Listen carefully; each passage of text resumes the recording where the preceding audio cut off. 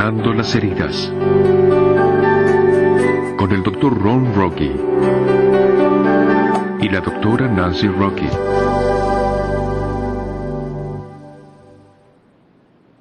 Bienvenidos a la clase 10. La discusión de hoy es sobre el piloto y el copiloto de la mente.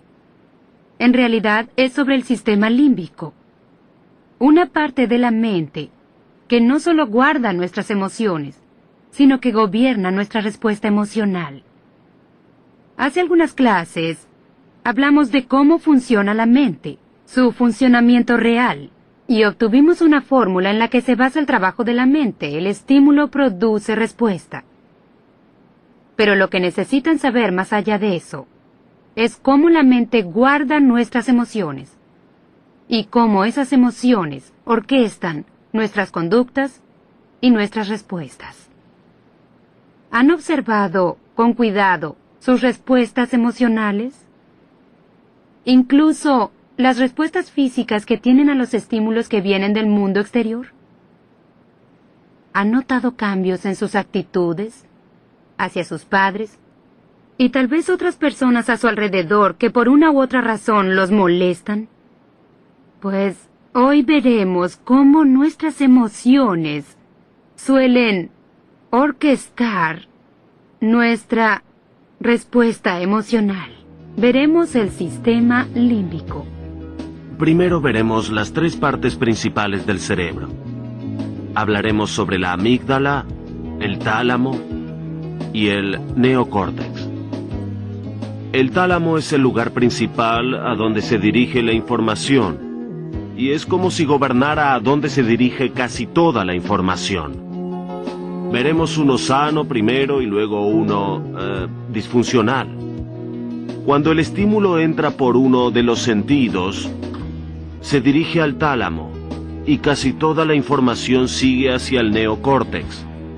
Y mientras esa información viaja hacia el neocórtex, algo de esa información, una pequeña porción, se dirige de inmediato a la amígdala, con el fin de correr o luchar. ¿Es esta una circunstancia que necesita convertirse en una situación crítica? ¿Necesito salir de aquí? ¿O necesito luchar y seguir adelante? Entonces, ¿qué es lo que dice sobre la amígdala?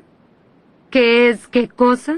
Te lo explicaré simplemente. Es como una central de emergencias. Si llaman al número de emergencias en casi todas las ciudades del país, irá a la central de procesamiento, y allí tomarán toda la información y determinarán qué hará la ciudad para responder exactamente a su llamada. Llamamos al departamento de policía, de bomberos, al escuadrón de rescate, emergencia o lo que sea, o a todos.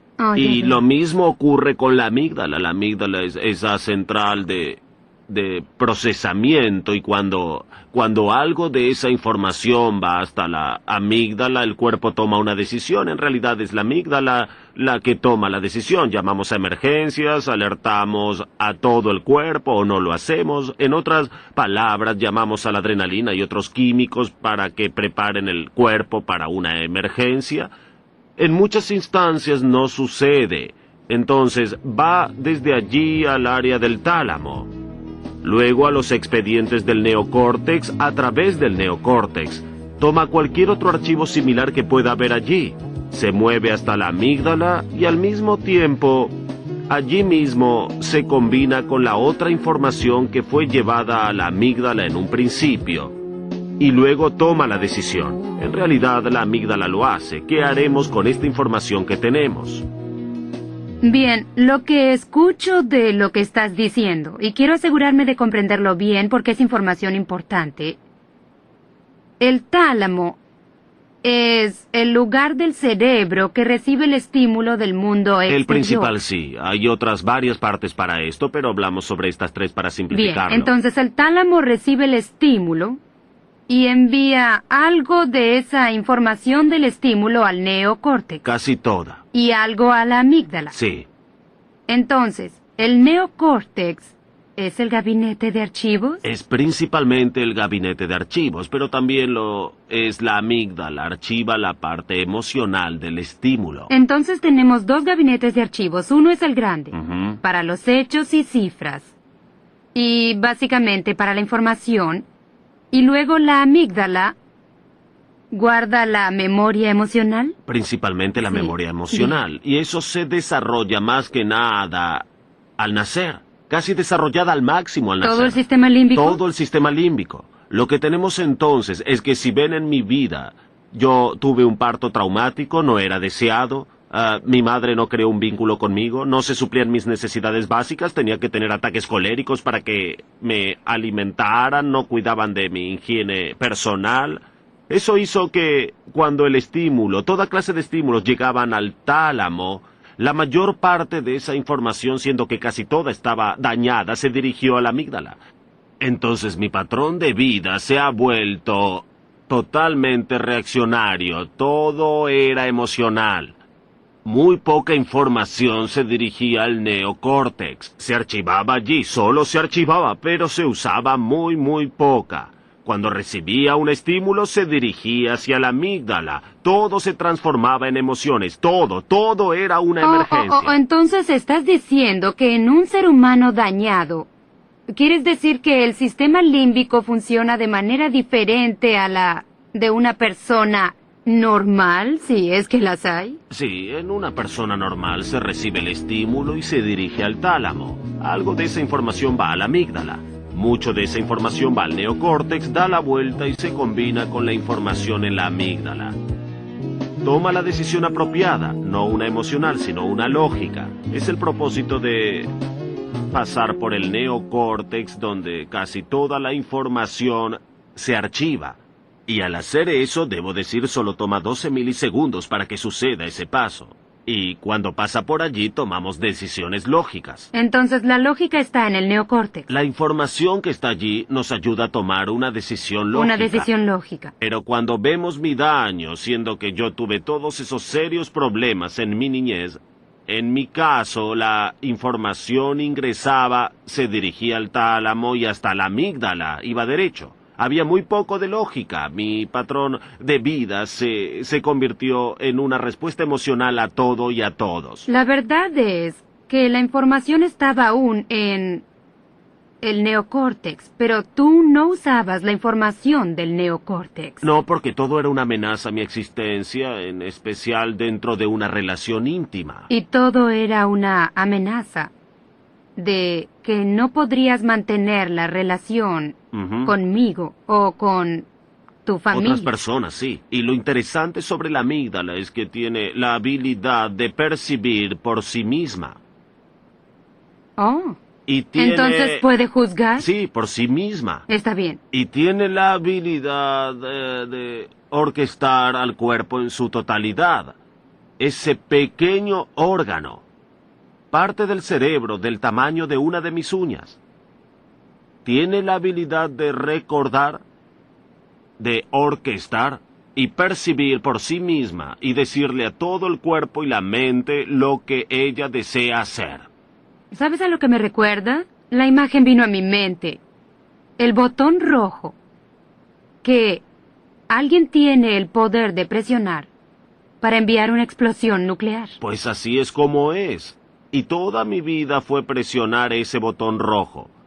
Todo era presionar ese botón rojo, y lo que es sorprendente de esto es que exactamente así es como la mente funciona en un animal corriente. Es el estímulo que produce una respuesta. No hay lógica. Es egocéntrico, se autopreserva, se autogratifica. De eso se trata. La lógica, cuando comenzamos el proceso de totalidad, y esto es lo que yo experimenté, cuando comencé el proceso sucedió que yo podía usar cada vez más y más la lógica. Pero si no tengo la información correcta en el neocórtex, yo no puedo tomar las decisiones correctas. Mis decisiones aún son ilógicas, son emocionales. Cuanto más comprendo sobre la vida en general y cómo funciona mi mente y mi trabajo, y cómo yo trabajo, por mis comienzos, puedo tomar decisiones lógicas en lugar de emocionales. Entonces, ¿hay algún momento en tu vida, aun cuando has recibido toda esta información, en que tienes la tendencia a revertir el antiguo patrón para que el estímulo vaya directamente a la amígdala en lugar de utilizar la lógica? Por supuesto, me alegra que lo preguntaras. ¿Cuándo sucede? Cuando hay tentación, recordemos aquella ley, la oirán mucho durante todo el seminario.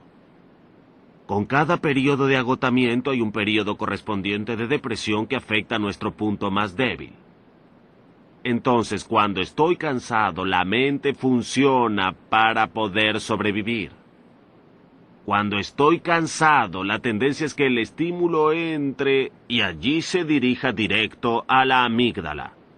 Y conozco mis debilidades ahora porque las he estudiado con cuidado. Y sé bien lo que me provocará, qué clase de circunstancias, qué clase de extremo agotamiento, lo que sea exactamente que cause depresión. Pero la depresión para mí es cólera. La depresión para ti es pobre de mí. Sí, lágrimas y recaimiento. Lágrimas, sí. Y sé lo que provoca eso en mí ahora. Entonces ya sé que estoy predispuesto a que eso suceda bajo ciertas circunstancias. Entonces cuando viene y llega a la emoción, no suelo reaccionar en muchos casos. Me permito otros 12 milisegundos para que surja la lógica y para poner esa información junto con la emoción y tener una respuesta apropiada para el incidente que ha tenido lugar. ¿Sabes qué solían decirnos? En lugar de reaccionar, respondan contando hasta 10 primero, antes de explotar. Y yo solía pensar, qué ejercicio tan tonto. Pero si lo que estás diciendo es cierto y sé que lo es, entonces contar hasta 10 tal vez no es mala idea. Pues sí, si tienes la lógica correcta, la información en el neocórtex. De otra manera, yo intentaba contar hasta 10. Y en ese tiempo pensaba en otras 10 cosas para hacerlo más desastroso, más explosivo. Y me enfadaba mucho más. Pero hoy, uno de los grandes problemas en nuestra vida era la comida. Cuando tú no tenías la comida en la mesa. Recuerdo hace muchos años cuando acordamos que tendrías la comida en la mesa a las 6 en punto. Oh, sí, eso fue hace muchos años. Y si no estaba, ¿Qué sucedían sucedía? cosas, Ajá. sí. Y recuerdo que un día no estaba sobre la mesa y tú dijiste estará allí en 5 minutos. Yo dije, recuerda que te di 5 minutos de gracia. Te di 5 minutos y aún no estaba lista, y la razón de eso era que las niñas estaban enfermas y estaban vomitando. Pero cuando estás dañado y operas con un sistema de respuesta emocional, la reacción típica a una situación crítica, y era el caso de Nancy y mío, le dije que no me importaban las nimiedades solo porque las niñas estaban enfermas. Pon la comida en la mesa. En ese momento, fuiste muy infantil. Absolutamente. Y tú... Infantil significa egocéntrico. Egocéntrico. No me importa nadie más, no me importan las circunstancias de las vidas de los demás. Quiero mi comida, quiero mi biberón, y lo quiero ahora. De allí provenía. El 90 o 95% de los problemas en una relación íntima surgen de problemas de la infancia irresueltos. Y sucedía que no podía servirla por las niñas y te di los 5 minutos y yo me marché y fui a un restaurante. Subí al auto y fui a un restaurante. Muchas personas dicen, debes estar loco. ¿No te das cuenta que te toma tiempo subir al auto, ir al restaurante, llegar allí, entrar al restaurante, sentarte, viene la mesera, demoras al menos 20 o 30 minutos en comer? Pero hay una gran diferencia entre esperar 5 minutos en casa y 30 minutos en un restaurante. ¿Saben cuál es la diferencia? Adivinen. La diferencia es que tengo el control, no ella, sobre mi comida. Y entonces- decidiste, cuando eras pequeño, que ninguna mujer jamás te controlaría en la forma en que lo hacía tu madre. Controlaba lo que comías y lo que no comías, si te alimentaban o no. Y esta mujer, que se había convertido en tu madre a los ojos de tu mente, no tendría ese poder sobre ti. Y eso cambió dramáticamente hoy. Oh, sí. Aún me sucede en ocasiones. Pero a donde vaya, sé que puede ser un problema. En mi auto, en mi escritorio, junto a mi computadora, en mis bolsillos, siempre hay alguna clase de barra balanceada o alguna clase de barra que me da energía y proteína en forma inmediata. Entonces, cuando siento hambre y surge el temor y comienzo a sentir la cólera, no me dirijo a ella. Busco en mi bolsillo, en mi cajón, y tomo una barra que me dará la energía que necesito. Y entonces, cuando todo mi sistema se calma por dentro, entonces voy a ella y le digo: «Hey, cariño, ¿a dónde quieres ir a comer?». Es una decisión lógica. Una decisión muy lógica. Debemos hallar estos pequeños secretos que encontraremos durante el proceso de recuperación. Entonces ya no nos manejará la mente inconsciente ni la mente subconsciente. Nosotros aprenderemos a controlarlo y estaremos completos y funcionales en un mundo que no funciona. Es cierto, es cierto. ¿No es genial que la recuperación sea posible? ¿Saben?